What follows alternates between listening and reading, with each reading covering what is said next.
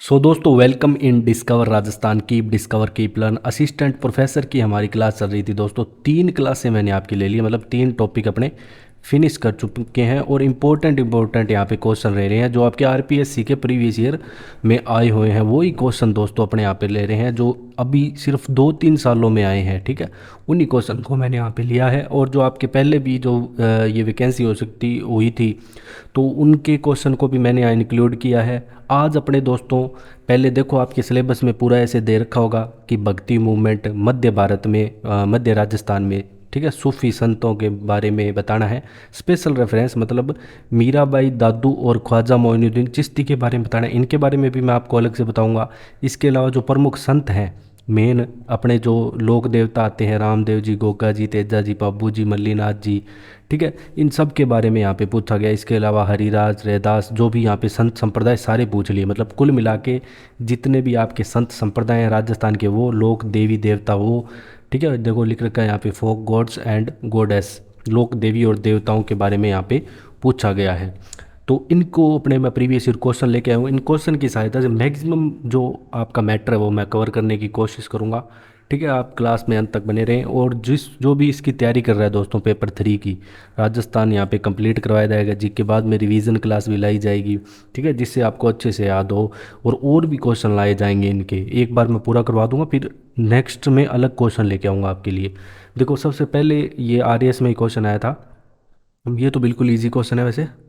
राजस्थान में किस संप्रदाय के पुरुषों द्वारा अग्नि नृत्य मतलब आग के अंगारों पर चलकर नृत्य किया जाता है? तो वो आते हैं दोस्तों जसनासी सिद्ध, ठीक है, जसनाती संप्रदाय करते हैं। अब जसनाथ जी के बारे में सबसे पहले तो ये बता देते हैं आपको कि जसनाती संप्रदाय के प्रवर्तक कौन है। प्रवर्तक, तो प्रवर्तक याद रखना है सबसे पहले तो जसनाथ जी, ठीक है। और जसनाती संप्रदाय की प्रमुख पीठ, पीठ सबकी याद रखनी है, एग्जाम में है ना ये पूछी जाती है कि प्रमुख पीठ कहाँ पे है किसकी।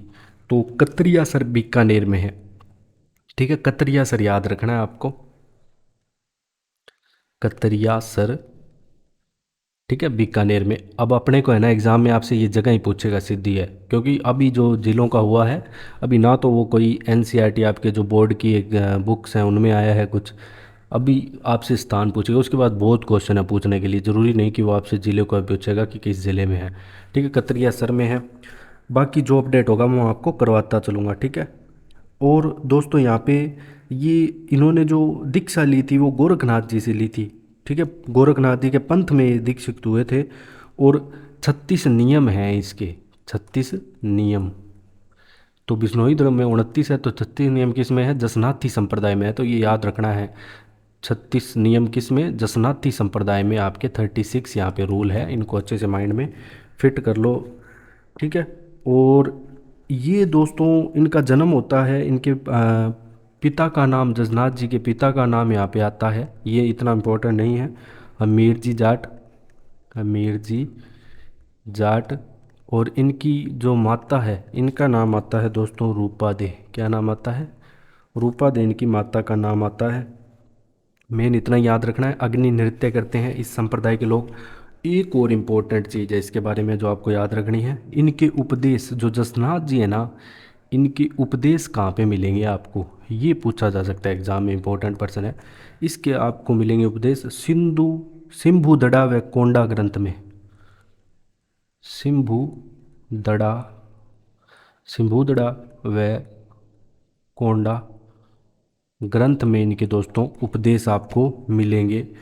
और ये जाल वृक्ष और मोरपंख को भी पवित्र यहाँ पे मानते हैं। और सिकंदर लोदी ने है ना इन्हें यहाँ पे समाधि लेने के लिए, इन्होंने जीवित समाधि ली थी, तो सिकंदर लोदी ने यहाँ पे इन्हें जगह दी थी। ये भी आपसे पूछा जा सकता है एग्जाम में, तो ये याद रखनी है सारे पॉइंट्स जो मैंने आपको बताए हैं। जसनाती संप्रदाय हमने अच्छे से कर लिया है। अब अपने चलते हैं नेक्स्ट। तिलवाड़ा का मेला किस लोक देवता की स्मृति में बढ़ता है? तो दोस्तों जो तिलवाड़ा का मेला है वो मल्लीनाथ जी की स्मृति में बनता है। इसे अपने पहले बाड़मेर में पढ़ते थे, अभी ये बालोतरा में चला गया है। बाकी इतना नहीं पूछेगा आपसे, ठीक है। तो अभी अपने को क्या याद रखना है, जो मल्लीनाथ जी लोक देवता हैं उनके बारे में पढ़ेंगे बस अपने। मल्लीनाथ जी का जन्म यहाँ पे दोस्तों 1358 ईस्वी में होता है। जन्म कब होता है मल्लीनाथ जी का? मल्लीनाथ जी। इनका दोस्तों जो जन्म होता है वो 1358 ईस्वी में होता है। ठीक है, इनकी जगह का नाम याद रखना है अच्छे से। और गोपड़ी गांव है जो सिवाड़ा में पड़ता है वहाँ पे। गोपड़ी गांव सिवाड़ा में। ठीक है। और दोस्तों ये नदी है ना, लूनी नदी, यहाँ पे लिखा आगे है इसमें, ये दोबारा आएगा क्वेश्चन, लूनी नदी के किनारे है ये। तो जो लूनी नदी है मुख्य रूप से वो बालोतरा से ही निकलती है। वैसे नहीं निकलती, वैसे अजमेर के नागपाट से निकलती है, मतलब जो उसका फ्लो है जिलों के अंदर, तो वो बाढ़ बालोतरा से होके जाती थी। अब बालोतरा अलग जिला बन गया, ये कहना चाहता हूँ मैं। ठीक है। और इनके दोस्तों जो पिता है, इनका पिता पिता का नाम आता है तीड़ा जी। क्या आता है? तीड़ा जी, जिन्हें ना सलखा जी भी कहते थे। सलखा जी। इसके अलावा दोस्तों इनकी माता का नाम जीणा दे आता है। माता का नाम क्या आता है? जीणा दे। ठीक है। और दोस्तों बता दूं तो इनकी पत्नी भी पूछी जाती है, कई बार पत्नी भी एग्जाम में पूछ लेते हैं कि इनकी पत्नी कौन थी, तो इनकी पत्नी आती है रूपा दे। तो ये भी याद रखना इनकी पत्नी का नाम भी। ठीक है। और मंडोर पर राठौड़ वंश के शासन के संस्थापक में राव चुंडा इनके भतीजे थे। जो मल्लीनाथ जी है ना, इनके भतीजे थे राव चुंडा, उनको विजय प्राप्त करने में भी इन्होंने सहायता की थी। तो अब अपने चलते हैं नेक्स्ट क्वेश्चन पे। बीकानेर के निकट समराथल को किसने अपना कर्म स्थल बनाया? तो दोस्तों ये बनाया जाम्बोजी ने। ठीक है। तो अब जाम्बोजी के बारे में अच्छे से अपने जान लेंगे पूरा। जो जाम्बोजी का संप्रदाय है, जो उन्होंने 29 नियम बनाए। 29 नियम तो अपने को नहीं याद रखने, बस इतना याद रखना है कि उनके द्वारा जो 29 नियम है वो दिए गए थे जाम्बोजी के द्वारा। ठीक है, इतना याद रखना है अपने को। अब जो दोस्तों जो जाम्बो जी हैं, इनका जन्म है ना, अपने बात कर रहे हैं किनकी? जाम्बो जी की। इनका जन्म होता है पंवार वंशीय राजपूत परिवार में। तो जन्म की बात करें तो 1508 विक्रमी संवत की बात कर रहा हूँ मैं। ठीक है, विक्रमी संवत की बात कर रहा हूँ मैं। 1508 में होता है। और ठाकुर, इनके पिता का नाम था ठाकुर लोहट। और इनकी जो माता है, इनका नाम आता है दोस्तों हंसा देवी। क्या नाम आता है? हंसा देवी इनकी माता का नाम आता है। और विष्णोई संप्रदाय का प्रवर्तन कर विष्णु की निर्गुण, मतलब निर्गुण मतलब मूर्ति रूप में पूजा नहीं करना, निर्गुण निराकार ब्रह्मा के रूप में, मतलब विष्णु को नाम ही जपते थे ये। तो विष्णु और इसके बाद दोस्तों इनकी मृत्यु की बात करें तो मुकाम में हुई थी। तो यहाँ पे इनका प्रमुख वो है मुकाम। 1 सेकेंड। तो मुकाम में दोस्तों यहाँ पे जो नोखा में पड़ता है। ठीक है, इनका समाधि स्थल है ना, तो वो आपको कहाँ पे मिलेगा? मुकाम नोखा में समाधि। मुकाम में मिलेगा। ये मेन जगह आपने को याद रखनी है जो नोखा में पड़ता है। और 1591 में इनकी विक्रम संवत में मृत्यु हो गई थी। ठीक है। और विक्रमी संवत की बात कर रहा हूँ, वैसे जन्म बात करें तो इनका 1451 ईस्वी में हुआ था। ठीक है, विक्रम संवत थोड़ा आगे चलता है। इसके बाद दोस्तों इनकी प्रमुख पीठ कहाँ पे है बिश्नोई संप्रदाय की? अब सबसे पहले तो आपको ये याद रखना है, जो बिश्नोई संप्रदाय है, बिश्नोई संप्रदाय है, इसकी स्थापना 1485 में करते हैं ये। कब करते हैं? 1485 ईस्वी में करते हैं। और इसकी प्रमुख पीठ हर जगह की अपने को याद रखनी है। प्रमुख पीठ आपको दोस्तों मिलेगी मुकाम में ही। कहाँ पे मिलेगी? मुकाम में। और नियम कितने हैं बिश्नोइयों के? 29 नियम है। ठीक है, जसनाती के 36 पड़े थे, यहाँ पे 29 नियम है। और 20 और 9 होने के कारण इन्हें बिश्नोई कहा गया। ठीक है, ये सारी चीज़ें हैं। अब अपने चलते हैं नेक्स्ट क्वेश्चन पे। अब अपने दादू दयाल के बारे में बात करेंगे, ये भी प्रमुख संत आते हैं। दादू पंथ की मुख्य गद्दी कहाँ पे है दोस्तों? नरेना भी बोल देते हैं इसे, नारायणा भी बोल देते हैं। अब ये है कहाँ पे जगह, ये दोस्तों जयपुर में जगह है। कहाँ पे है, जयपुर में है नारायणा। यहाँ पे इनकी प्रमुख पीठ है। और ये ध्यान रखना है दादू जी के बारे में, राजस्थान है ना इनकी कर्मस्थली है, जन्मस्थली पूछ ले तो ऐसे कंफ्यूज कर सकता है आपको। दादू पंथ, दादू पंथ इनका दोस्तों जन्म कहाँ पे होता है, अहमदाबाद गुजरात में होता है, ध्यान रखना, अहमदाबाद गुजरात में दोस्तों इनका जन्म होता है। और इनकी कर्मस्थली क्या आती है, कर्मस्थली दोस्तों इनकी आती है अपनी राजस्थान। तो ये याद रखना है आपको, राजस्थान इनकी कर्मस्थली है या कर्म भूमि है, ऐसे कह सकते हैं, कर्म भूमि भी कह सकते हैं। ठीक है। और इनके बहुत सारे उपदेश है जो आपको दादू रिवाणी दादू रधुआ में मिल जाएंगे, ये आपको ऐसे याद रह जाएगा क्योंकि कनेक्टेड है पूरा। और इनके उपदेश और लेखन ना किस भाषा में थे, भाषा कह सकते हैं अपने, बोली कह सकते हैं, हिंदी मिश्रित थी जिसे सदूकड़ी बोलते हैं। क्या बोलते हैं, सदूकड़ी, सदूकड़ी में थे। ठीक है, मेन मेन चीज़ें मैंने आपको बता दी। और राजस्थान का कबीर भी दोस्तों इन्हें कहा जाता है, क्या कहा जाता है, राजस्थान का कबीर भी। और इनकी मृत्यु भी है ना यहीं होती है नारायणा में, मृत्यु कहाँ पे होती है, यहीं होती है दोस्तों नारायणा में। कब होती है, 1660 ईस्वी में। ठीक है, इसलिए प्रमुख पीठ भी इनकी यहीं है। प्रमुख पीठ मैंने बताई दी आपको। और इनकी अलग अलग शाखाएं भी है दोस्तों। दादू पंथ के सत्संग क्या कहलाते हैं, ये भी पूछ लिया जाता है, दादू पंथ के सत्संग। तो दोस्तों जो दादू पंथ के सत्संग है ये अलख दरीबा कहलाते हैं, क्या कहलाते हैं, अलख दरीबा। तो ये याद रखना है अच्छे से आपको। इसके अलावा इनके 52 प्रमुख शिष्य थे जो कि 52 स्तंभ के नाम से जाने जाते। कितने शिष्य थे इनके, 52 शिष्य थे। कई बार है ना इनका शिष्यों का नाम भी पूछ लिया जाता है, तो एक बार पढ़ के जाना। ठीक है, इनके शिष्यों के जो प्रमुख शिष्य हैं उनका नाम, जो दादू के प्रमुख 52 स्तंभ भी कहलाते थे। अब अपने चलते हैं नेक्स्ट क्वेश्चन पे दोस्तों, कि लोक देवता हड़बू जी का मुख्य मंदिर कहाँ स्थित है। तो लोक देवता जो हड़बू जी, मैं आपको बता दूं दोस्तों, अपने 5 पीरों में गिने जाते हैं। सबसे पहले मैं आपको 5 पीर बता देता हूँ राजस्थान के कौन कौन से हैं, डायरेक्ट ये भी पूछ सकता है। तो राजस्थान के 5 पीर, पंच पीर, ये भी आपको याद रखना है। तो राजस्थान के पंच पीरों में एक तो सबसे पाबू जी आते हैं, ठीक है, जो ऊँटों के लोक देवता। फिर आते हैं आपके हड़बू जी। ठीक है, सबके बारे में मैं आपको बताऊंगा, टेंशन मत लो, क्लास में बने रहो बस।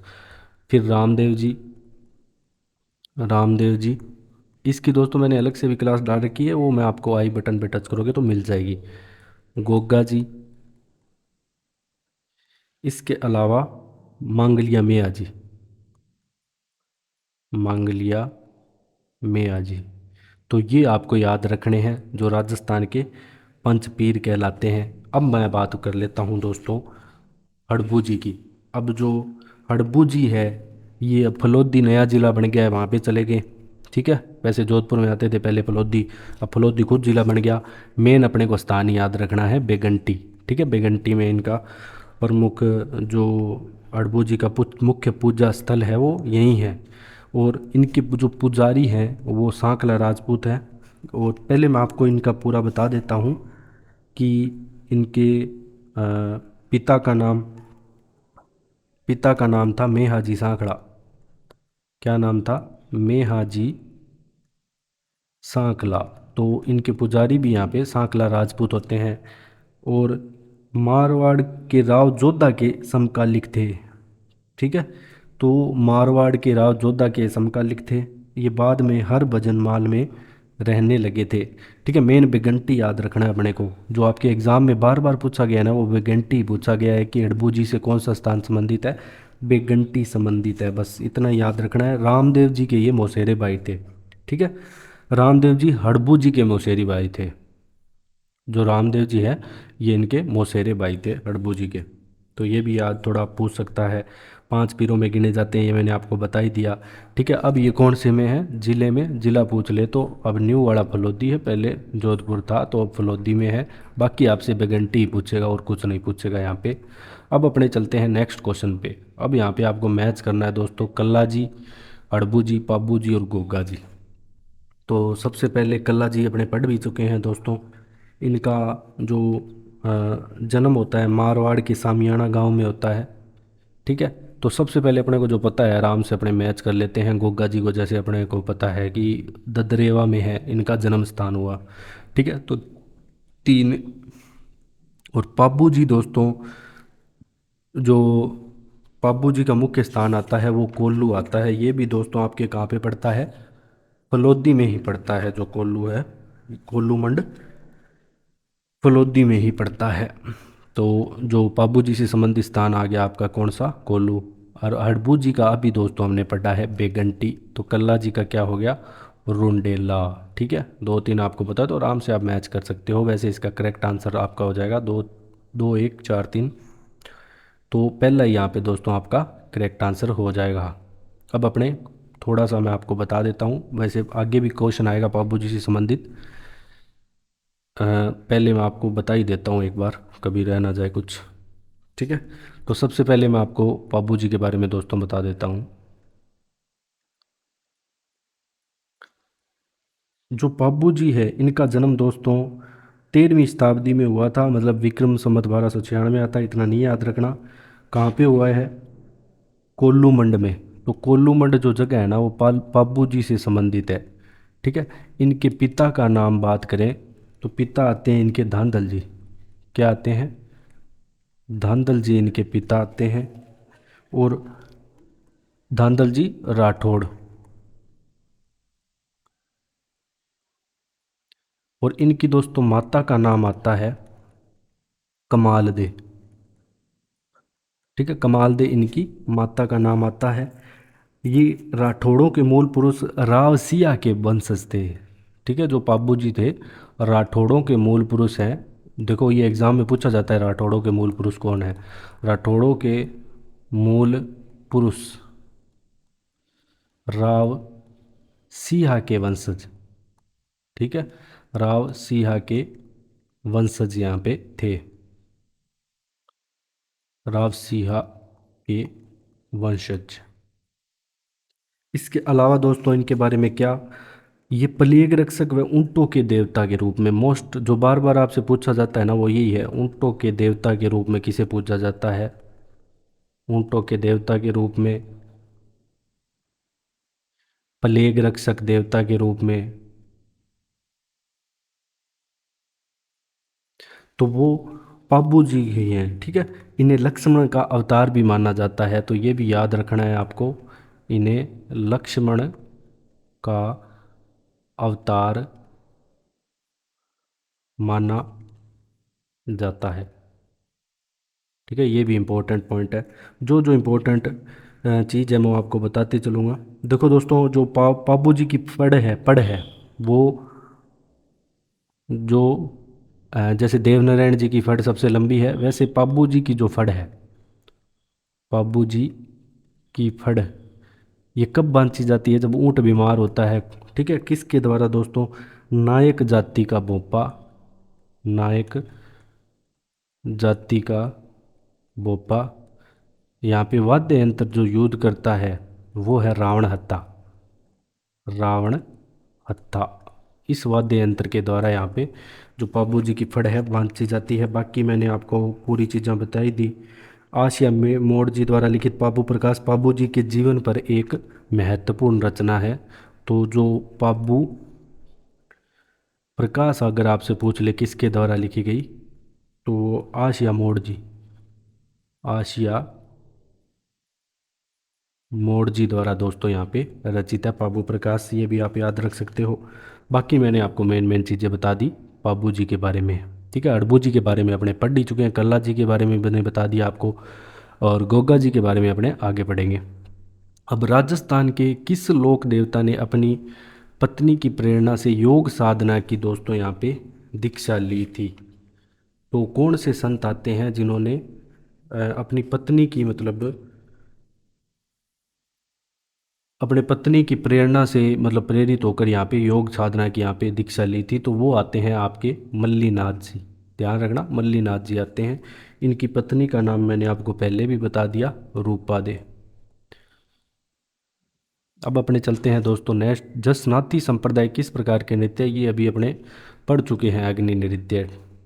ठीक है, गुड़ला नृत्य जो लास्ट क्लास है उसमें मैंने आपको बताया था राव सातल से संबंधित, जो मारवाड़ में किया जाता है। गुड़ला कहाँ पे, मारवाड़ में किया जाता है, और राव सातल से संबंधित है, राव सातल।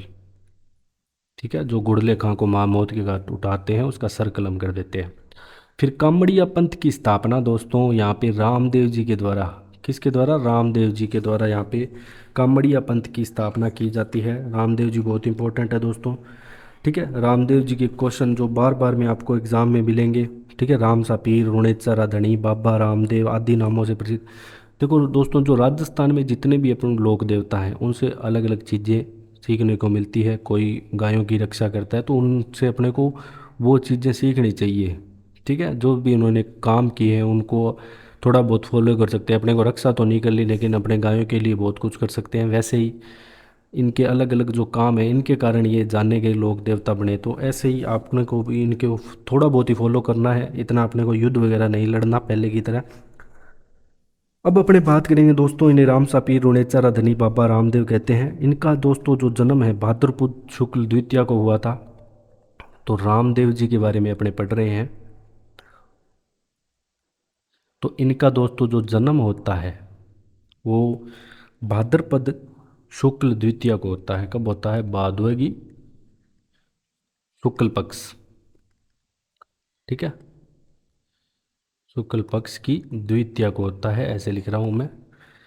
और विक्रम संवत सन यहाँ पे 1405 ईस्वी, विक्रम संवत नहीं, सन याद रख लो आप सीधा ही। और बाड़मेर की शिव तहसील के उंडू काश्मीर, ठीक है, यहाँ पे भी इनका मंदिर है। उंडू काश्मीर भी बोलते हैं, काश्मीर भी बोलते हैं, कुछ भी नाम आ सकता है यहाँ पे। अंडू काश्मीर भी कई बार आ चुका है एग्जाम। ठीक है, तथा यहाँ पे ये जो जीवित समाधि लेते हैं ना दोस्तों, ये रुणेचा में लेते हैं। मतलब मेन मुख्य यहाँ पे मेला वगैरह यहीं लगता है।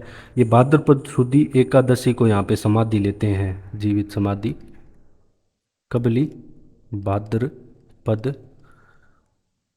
शुद्धि एकादशी। और कहाँ पे ली, रुणेचा में। ठीक है, रुणेचा में इनका दोस्तों प्रमुख मेला वगैरह लगता है।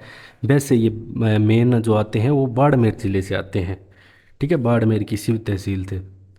और मतलब इनका जो जन्म स्थान है वो वहाँ होता है, लेकिन ये समाधि यहाँ पे जैसलमेर में लेते हैं। कहाँ पे, रोनेचा जैसलमेर। तो ये याद रखना है अपने को, ये अभी जैसलमेर में है मेन, मतलब इनका जो भी है। और इनका दोस्तों जो विवाह है वो नेतल दे से होता है। मतलब इनकी पत्नी का नाम आता है नेतल दे। क्या नाम आता है, नेतल दे दोस्तों इनकी पत्नी का नाम। हिंदू इन्हें कृष्ण का अवतार और मुसलमान इन्हें राम सापीर बोलते हैं। तो कृष्ण के अवतार बोलते हैं। रामदेव जी के जो बड़े भाई वीरमदेव है वो बलराम का अवतार यहाँ पे माने जाते हैं। और दोस्तों रामदेव जी है ना एकमात्र ऐसे लोक देवता है, आगे लिख रहा हूँ मैं, रामदेव जी एकमात्र ऐसे लोक देवता हैं जो कवि भी थे। रामदेव जी एकमात्र ऐसे लोक देवता हैं जो कवि भी थे। ठीक है, और इनके दोस्तों जो रचित 24 बाणियाँ इनके द्वारा ही लिखी गई थी। 24 बाणियाँ, बाणियाँ मतलब बोलियाँ। ठीक है, 24 बाणियाँ इनके द्वारा ही लिखी गई थी। और रामदेव जी के नाम पर दोस्तों जो भाद्रपद द्वितीया एकादशी को रात्रि जागरण भी किया जाता है, जिन्हें जम्मा कहते हैं। रीखिया इनके जो मेघवाल भक्तजन है उन्हें कहते हैं। रामदेव जी का घोड़ा जो है वो लीला था। ठीक है, लीला घोड़ा रुआ सवार अपने बोलते हैं। वैसे ही दोस्तों, ठीक है, मेन मेन चीज़ें मैंने आपको पूरी यहाँ पे आपको बता दी। गुरु का नाम याद रखना है, मोस्ट इम्पोर्टेंट। रामदेव जी के गुरु का नाम जरूर याद रखना है। बालीनाथ दोस्तों इनके गुरु का नाम आता है। क्या नाम आता है, बालीनाथ। अब अपने चलते हैं दोस्तों नेक्स्ट क्वेश्चन पे। ऊंटों के देवता के रूप में अभी मैंने आपको बताया पाबू जी को। ठीक है, पाबू जी करेक्ट आंसर। मावजी के अनुयायी उन्हें विष्णु का कल की अवतार मानते थे। तो जो मावजी के अनुयायी हैं उन्हें कौन सा अवतार मानते थे, कल्कि अवतार मानते थे दोस्तों भगवान विष्णु का। और वागड़ प्रदेश के संत है मावजी। इनका जन्म साबला ग्राम डूंगरपुर में हुआ। तो जन्म भी याद रखना है इनका, साबला, साबला ग्राम डूंगरपुर में इनका जन्म होता है। ठीक है। और एक ब्राह्मण परिवार में इनका जन्म होता है। और वनेश्वर जो धाम की स्थापना है ना, वो मावजी ने ही करवाई थी, तो ये भी ध्यान रखना है। साबला ग्राम, वन सेकेंड, साबला ग्राम डूंगरपुर। ठीक है, यहाँ इनका जन्म होता है, ये इनका जन्म स्थान है। और वेणेश्वर धाम की स्थापना भी इनके द्वारा ही करवाई गई। और इनकी वाणी है ना, वो चोपड़ा कहलाती है। वाणी क्या कहलाती है? चोपड़ा। तो ये इंपॉर्टेंट पॉइंट है सारे। ठीक है, जो इंपॉर्टेंट चीज़ें वही मैंने आपको यहाँ पे बताई है दोस्तों। और निर्गुण और सगुण का समन्वय सहज भक्ति के साथ इन्होंने किया था। वागड़ प्रदेश के संत है मेन ये। ठीक है, जो डूंगरपुर बांसवाड़ा का एरिया है वो वागड़ प्रदेश कहलाता है। ठीक है, वागड़ प्रदेश के संत है मुख्य रूप से। इनके साथ ही दोस्तों मैं आपको कुछ मीराबाई के बारे में भी बता देता हूँ। ठीक है, क्योंकि मीराबाई का भी आपके एग्ज़ाम वो इसमें अलग से दे रखा है, क्वेश्चन यहाँ पे नहीं है। देखो, जो मीराबाई है, पहले इनका देख लेते हैं कि जन्म कहाँ पे होता है मीराबाई का। अब दोस्तों जो मीराबाई है ना, एक तो याद रखना 16वीं सदी के महान संतों में से एक थी। 16वीं सदी के भारत के महान संतों में से, भारत के महान संतों में से एक। और दोस्तों जो मीराबाई है, कृष्ण जी की भक्ति, ये तो सभी को पता ही होगा। अब इनका जन्म है ना, वो होता है कुड़की। तो ये कुड़की स्थान याद रखना है बस अपने को, पहले पाली जिले में था। जो इन्हें राजस्थान की राधा भी बोलते हैं। इनके जो पिता हैं दोस्तों, अ, राठौड़, राव दूधा के पुत्र रतन सिंह के घर में होता है। ठीक है, जो मेड़ता के राठौड़ राव दूधा के पुत्र रतन सिंह, तो इनके पिता का नाम रतन सिंह आता है। और इनके पिता रतन सिंह राठौड़ बाजोली के यहाँ पे जागीरदार थे। मतलब इनका पिता का नाम आता है रतन सिंह राठौड़, रतन सिंह राठौड़। लेकिन इनका जो मेन पालन पोषण है ना, जो रहती है, ये मेड़ता रहती है अपने दादा के यहीं। ठीक है, तो मेन इनका पालन पोषण मेड़ता के यहाँ था। और इनका बचपन का नाम है ना, बचपन का नाम वो पेमल था। तो ये भी पूछा जा सकता है, क्या था? पेमल इनके बचपन का नाम था मीराबाई का। इनका विवाह दोस्तों राणा सांगा के बड़े पुत्र भोजराज से हुआ था। उनकी फिर 7 वर्ष बाद मृत्यु हो गई थी। तो ये तरुण अवस्था में ही विधवा हो गई थी मीराबाई। और अंतिम समय है ना, जो मीरा ने, अगर आपसे पूछ ले कि अंतिम समय कहाँ पे बिताया, अंतिम समय, तो अंतिम समय मीराबाई ने दोस्तों गुजरात के द्वारिका में, गुजरात के द्वारिका में दोस्तों बिताया। और द्वारिका के डाकोर जगह आती है। ठीक है, डाकोर में। और वहाँ पे भी कौन सा मंदिर आता है? रणछोड़ मंदिर, रणछोड़ मंदिर। ठीक है, वहाँ पे ये विलीन हो गई। और मीरा जी की पदावलियाँ भी प्रसिद्ध है। इनके द्वारा जो रचना की गई ना, वो बता देता हूँ, ये एग्जाम में बार बार पूछी जाती है। तो मीराबाई की प्रमुख यहाँ पे रचनाएं हैं, वो एग्ज़ाम में ज़रूर याद रखना, इम्पोर्टेंट है एग्ज़ाम में। टिक्का राग गोविंद, टिक्का राग गोविंद। ठीक है, दूसरी दोस्तों यहाँ पे आ जाएगी नरसिंह मेहता की हुंडी, नरसिंह मेहता की हुंडी। फिर रुक्मणी मंगल, रुक्मणी मंगल, रुक्मणी मंगल। तो ये इनकी दोस्तों यहाँ पे प्रमुख रचनाएं हैं। और मीरा के निर्देशन में रतन खाती ने नरसिंह जीरो मायरो लिखा। तो जो नरसिंह जीरो मायरो है ना, ये भी एग्जाम में पूछा गया है। तो ये लिखा तो रतन खाती ने था, लेकिन एग्जाम में ना मीराबाई सही मानते हैं, क्योंकि जो निर्देशन में लिखा ना, वो मीराबाई के निर्देशन में लिखा था। तो इसीलिए रतन खाती को लिखा रतन खाती ना था, लेकिन मीराबाई का जो आंसर है वही सही माना जाता है। तो आप मीराबाई करके आना, नरसिंह जोजा नरसी जीरो मायरो भी। अब अपने चलते हैं दोस्तों अगले क्वेश्चन पे। अगला क्वेश्चन है, निरंजनी संप्रदाय की स्थापना किसके द्वारा यहाँ पे की गई। अब जो संप्रदाय है अपने निरंजनी संप्रदाय के बारे में दोस्तों यहाँ पे पढ़ेंगे कि निरंजनी संप्रदाय की स्थापना यहाँ पे किसके द्वारा की जाती है, लालदास, हरिदास, मावजी या पीपा के द्वारा। तो दोस्तों जो निरंजनी संप्रदाय है इसकी स्थापना संत हरिदास जी के द्वारा की जाती है। किसके द्वारा, और इनकी प्रमुख पीठ याद रखना। अभी मैं किसकी बात कर रहा हूँ, निरंजनी संप्रदाय प्रमुख पीठ यहाँ पे गाडा डीडवाना में आती है। ठीक है, जो कि अब डीडवाना अलग जिला भी बन चुका है। तो निरंजनी संप्रदाय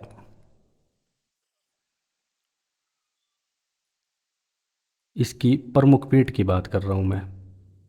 प्रमुख पीठ ये आपकी आ जाएगी दोस्तों कहाँ पे, गाडा डीडवाना में। और इसकी स्थापना हरिदास जी के द्वारा की गई। और हरिदास जी का जन्म भी डीडवाना नागौर में हुआ था। ठीक है, और जो गांव आता है कापड़ोद गांव में, तो इनके गांव का जरूर नाम याद रख लेना, गांव की आरपीएससी क्वेश्चन पूछता है। कापड़ोद गांव में इनका जन्म हुआ था। ठीक है, और इनका मूल नाम है ना हरि सिंह सांकला था। तो मूल नाम भी याद रखना, ये भी पूछ सकता है। जो मूल नाम आता है इनका हरि सिंह सांकला आता है, ये भी आपको याद रखना है अच्छे से। ठीक है, और मेन बस इतनी ही चीज़ें हैं इनके बारे में। फिर अपने चलते हैं नेक्स्ट, राजस्थान का कबीर किसे कहा जाता है। तो दोस्तों दादू दयाल जिनके बारे में अपने पढ़ चुके हैं, इन्हीं कहा जाता है। निम्न में से राम स्नेही संप्रदाय की सेंथल शाखा के संस्थापक बताने हैं।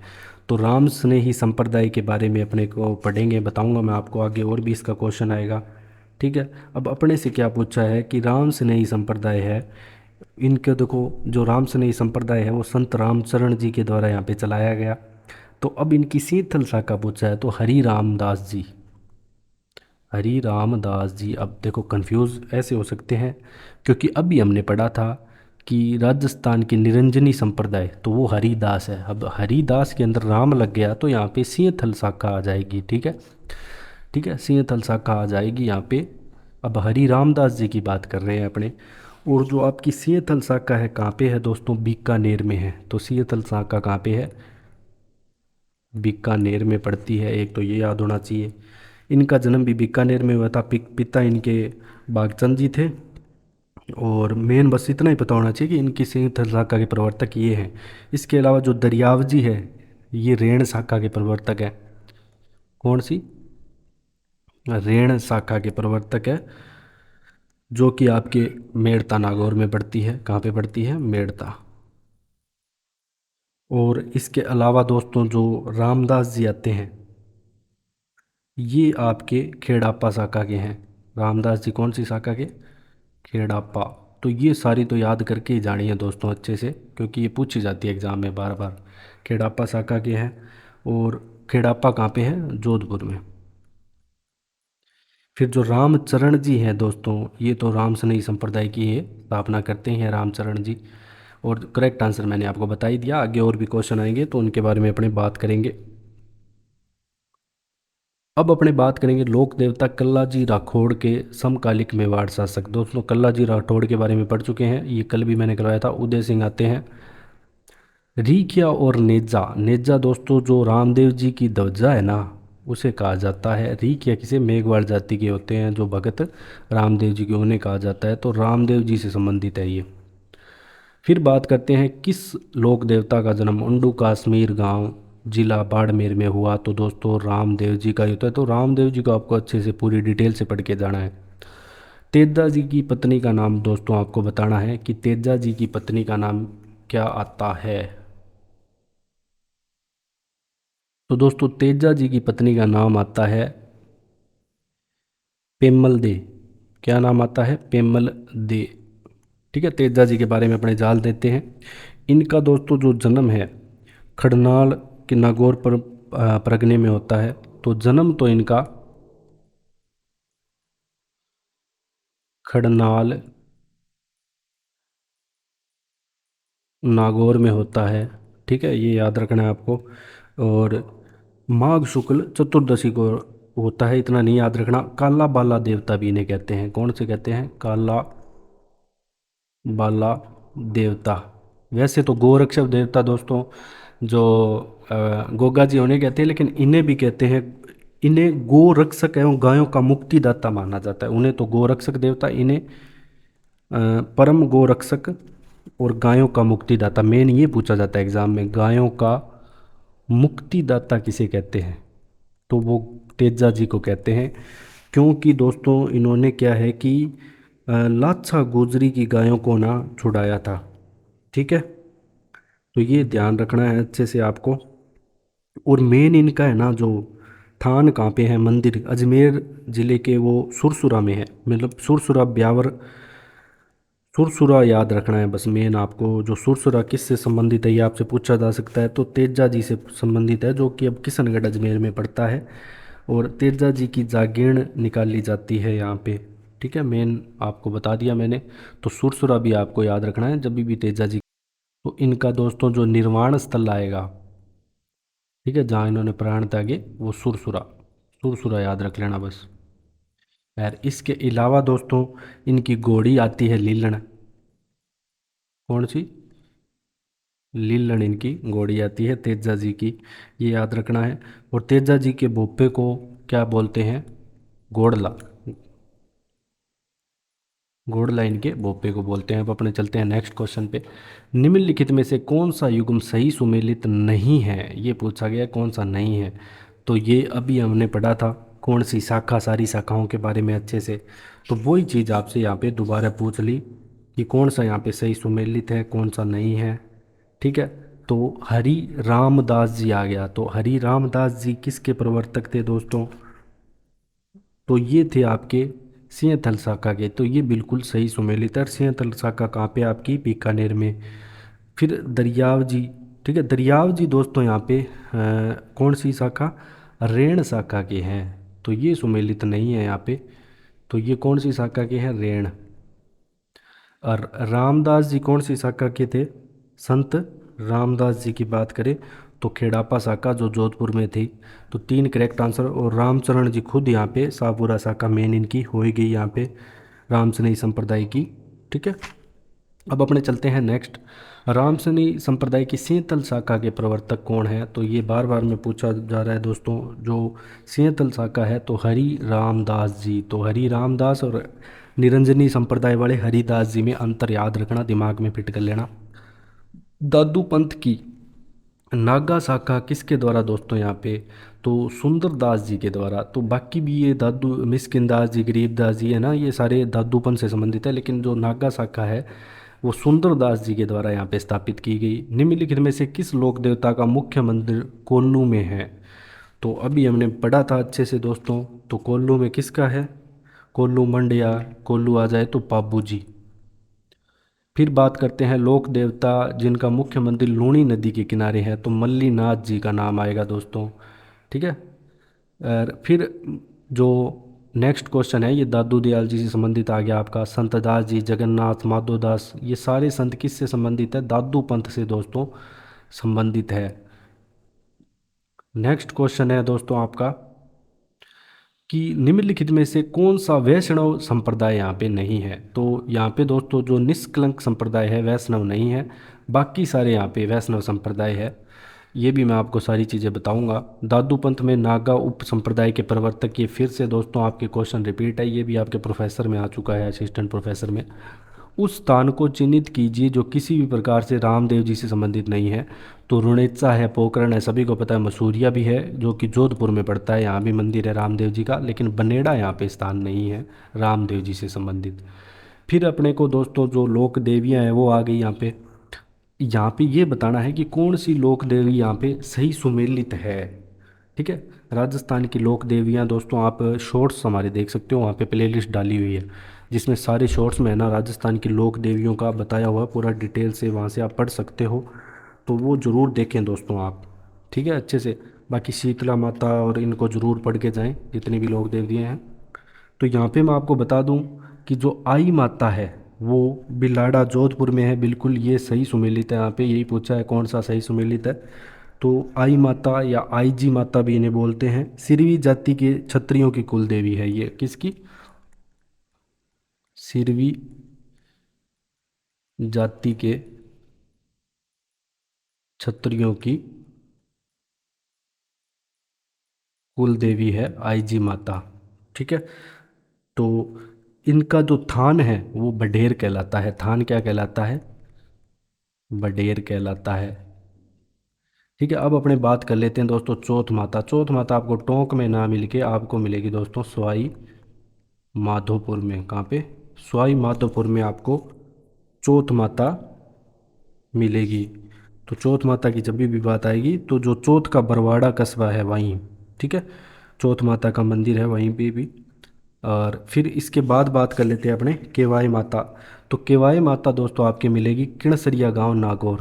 किणसरिया गांव नागौर में। ठीक है। किणसरिया कैसे? किणसरिया कैसे केवाई माता। ठीक है। और दुर्लभलाल चौहान के द्वारा इनका मंदिर बताते हैं बनाया गया। मेन अपने को इतना याद रखना है किणसरिया गांव में है केवाई माता। ठीक है।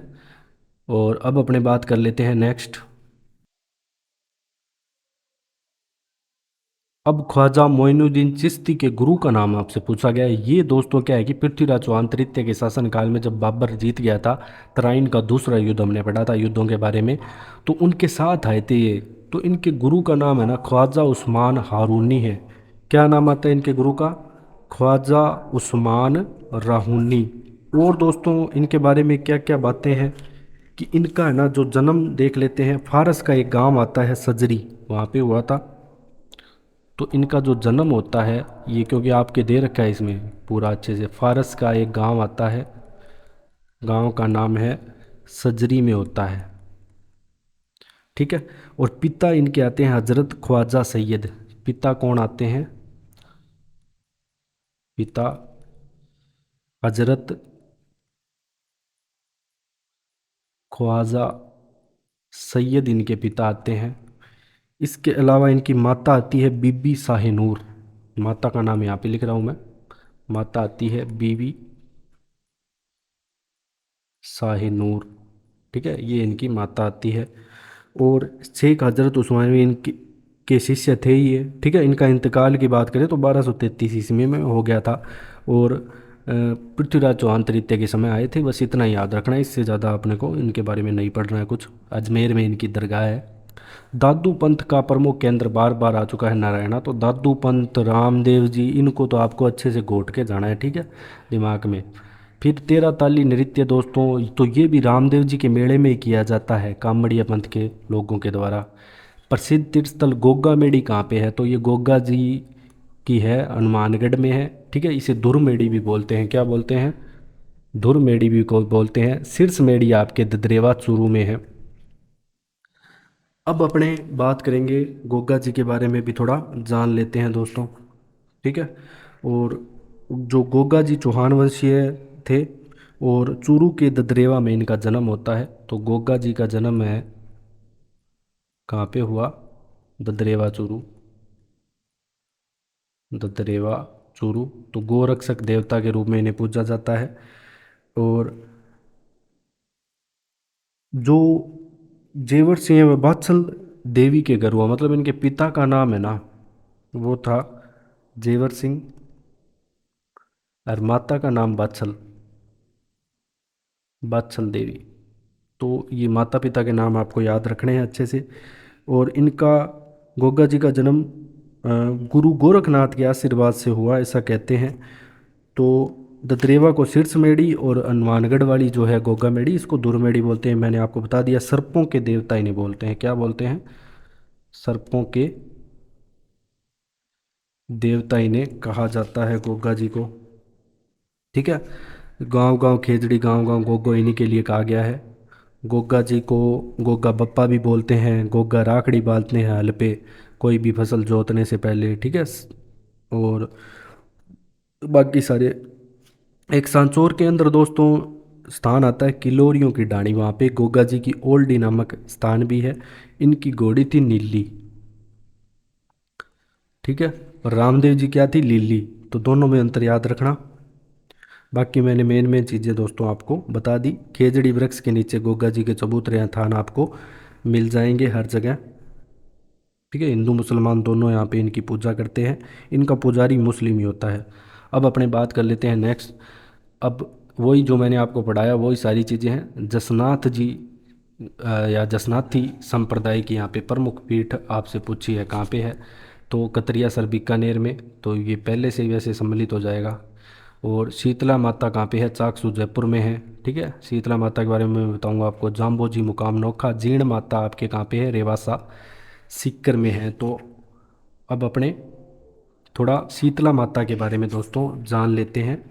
ठीक है, मेन मेन हमने पढ़ लिया है। शीतला माता दोस्तों जो है सेडल माता या महामाई भी कहलाती है। शीतला माता कहाँ पे है, चाकसू जयपुर। शीतला, वन सेकेंड, शीतला माता। तो इनका मंदिर है आपको मिलेगा चाकसू जयपुर में। इन्हें महामाई भी बोलते हैं, सेडल माता भी बोलते हैं। ये दोस्तों ये प्लेलिस्ट हमने डाल रखी है, शॉर्ट्स में आपको देखना है, बस ऐसे नहीं कि पूरी बड़ी क्लास देखनी है। चाकसू की सील की डूंगरी पर इनका मंदिर स्थित है, जो जयपुर के महाराजा माधो सिंह जी ने बनवाया था। इस मंदिर का निर्माण किसने करवाया, मंदिर निर्माण भी आपसे एग्जाम में पूछा जाता है। किसके द्वारा, जयपुर या आमेर के शासक श्री माधो सिंह जी के द्वारा। माधो सिंह जी के द्वारा यहाँ पे करवाया गया। और होली के पश्चात जो चैत्र कृष्ण अष्टमी है, इनकी वार्षिक पूजा होती है। बच्चों की सुरक्षिका देवी भी कहा जाता है। सवारी इनकी गदा है। और बांझ स्त्रियां संतान प्राप्ति होती है, उनकी पूजा करती है। बाकी मैंने आपको पूरी चीज़ें बताई दी। अब अपने बात कर लेते हैं दोस्तों जीण माता के बारे में। जीण माता के बारे में। अब जो दोस्तों जीण माता है ये सीकर में है। ठीक है, पृथ्वीराज चौहान प्रथम के द्वारा शासन काल में राजा हट्टड़ के द्वारा इसका निर्माण करवाया गया, मंदिर का निर्माण। ठीक है, ये याद रखना है, रेवासा ग्राम में है। आडा वालियों पहाड़ियों के मध्य स्थित है जीण माता का मंदिर। बस इतनी चीज़ें। और जीण माता का गीत राजस्थानी लोक साहित्य में सबसे लंबा है। जो जीण माता का गीत है वो सबसे लंबा गीत है। और अब अपने बात कर लेते हैं करणी माता की। दोस्तों करणी माता बीकानेर के राठौड़ शासकों की यहाँ पे कुल देवी है, या जिसे चूहों वाली देवी भी कहा जाता है। जो चूहे हैं उनको काव्य बोलते हैं। ठीक है, बस इतनी चीज़ें याद रखनी है। और इसी के साथ ही दोस्तों आज की क्लास यहाँ पे समाप्त होती है। और भी क्वेश्चन अपने लेके आएंगे इसके। ठीक है, बाकी मेन मेन चीज़ें ना वो मैंने आपको करा दी। आपको अगर हमारा कंटेंट पसंद आ रहा हो तो हमें ज़्यादा से ज़्यादा शेयर करें, सब्सक्राइब करें। Thanks for joining discover Rajasthan.